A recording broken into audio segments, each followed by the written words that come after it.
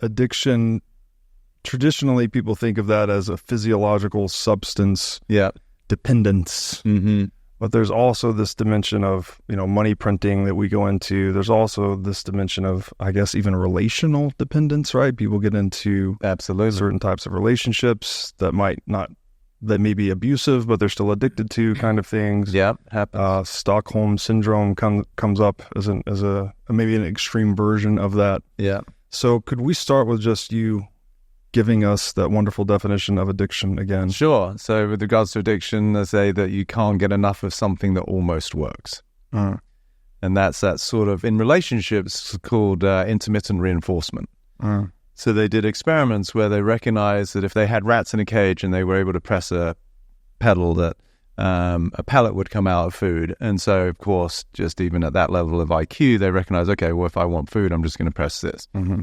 And then they were thinking, well, hang on a minute, if we stop, then of course at some point that being gives up, right? Which we also see in life. If you're not getting that reward, then at some point the behavior is going to adapt.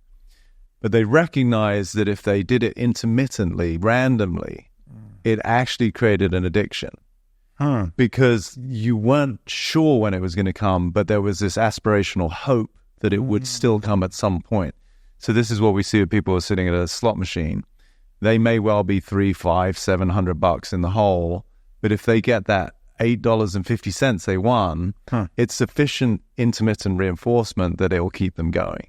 So the same in relationships, the same with pretty much any behavior. Like as long as somebody, and this happens a lot with women who are in what we could call abusive relationships, as long as the guy in their mind is, yeah, but he's not so bad, he does X, and they can have an example or a case study for the reason that he's actually a good guy, then they'll sit around and they'll stay waiting for that next pellet of goodness to come along. So that's one form of addiction.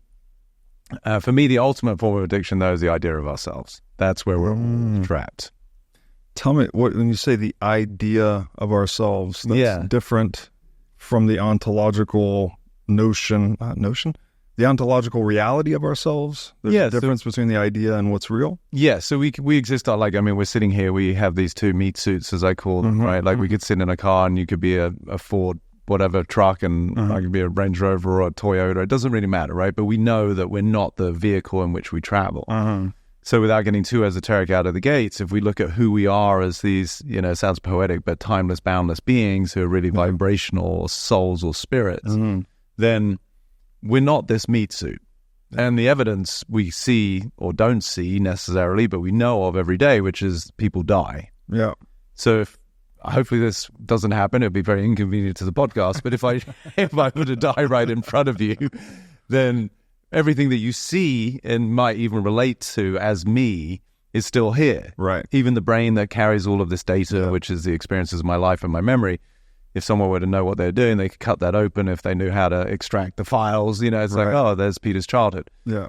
But then where the hell did I go, right? You didn't even see me leave, right? So this is sort of that interesting phenomenon of like who we are as sort of this ephemeral, but like you can't kind of even describe it. Yeah. So that's why the idea of ourselves in the context that I'm using it is more the conversation that we are, which is, I know, a weird sentence, but the you that you are for yourself. It's not even a belief, because people talk about limiting beliefs.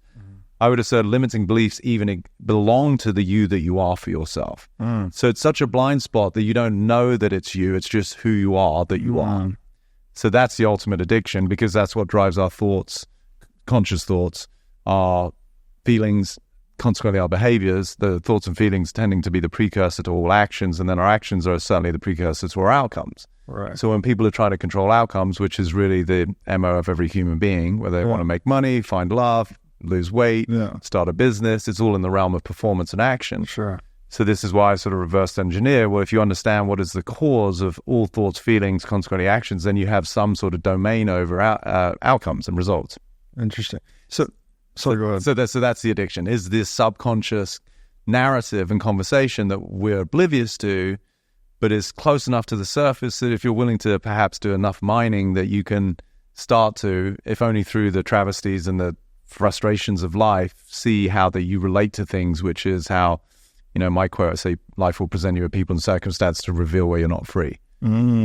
So life is really the conduit through which we get to see the constraints of our subconscious so that we can see they're not valid, investigate the validity of these narratives that are based in some sort of constraint, and then discover freedom on the other side of those. That's really the premise of my work. Wow.